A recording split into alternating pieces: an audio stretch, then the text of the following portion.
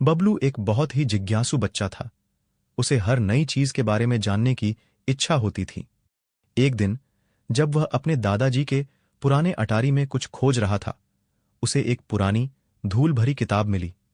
किताब का नाम था समय की मशीन बनाने की विधि। बबलू ने सोचा, क्यों ना इसे आजमाया जाए। बबलू ने ध्यान से किताब को पढ़ा और उसमें दिए गए निर्देशों के अनुसार एक समय की मशीन बनाई।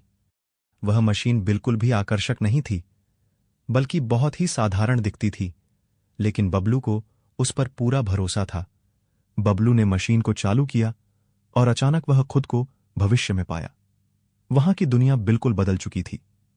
हर जगह ऊंची ऊंची इमारतें, उड़ने वाली कारें और रोबोट्स थे। बबलू को यह सब देखकर बहुत मजा आया, लेकिन वहां के लोग बहुत व्यस्त और चिंतित दिख रहे थे। बबलू ने एक व्यक्ति से पूछा, आप इतने चिंतित क्यों हैं?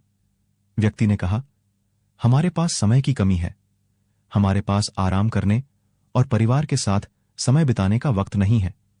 यह सुनकर बबलू को एहसास हुआ कि भविष्य में तो सब कुछ है, लेकिन समय की कमी है। फिर वह अपनी मशीन में बैठकर अतीत में चला गया। वहां उसने देखा कि लोग बहुत ही सरल और खुशहाल जीवन जी रहे थे। वे एक दूसरे के साथ मिलकर काम करते थे और जीवन का आनंद लेते थे। अब बबलू को समझ में आ गया था कि असली खुशी किसी भी युग में नहीं, बल्कि समय का सही इस्तेमाल करने और अपनों के साथ समय बिताने में है। उसने वापस अपने समय में आने का फैसला किया।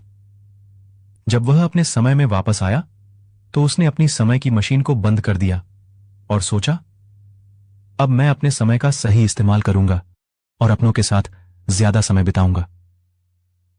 बबलू ने अपने दोस्तों और परिवार के साथ समय बिताना शुरू किया।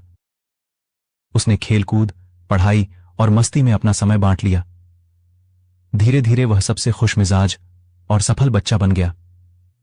इस कहानी से हमें यह सीखने को मिलता है कि किसी भी युग में सबसे कीमती चीज समय है। हमें अपने समय का सही इस्तेमाल करना चाहिए और अपनों के साथ मिलकर जीवन का आनंद लेना चाहिए।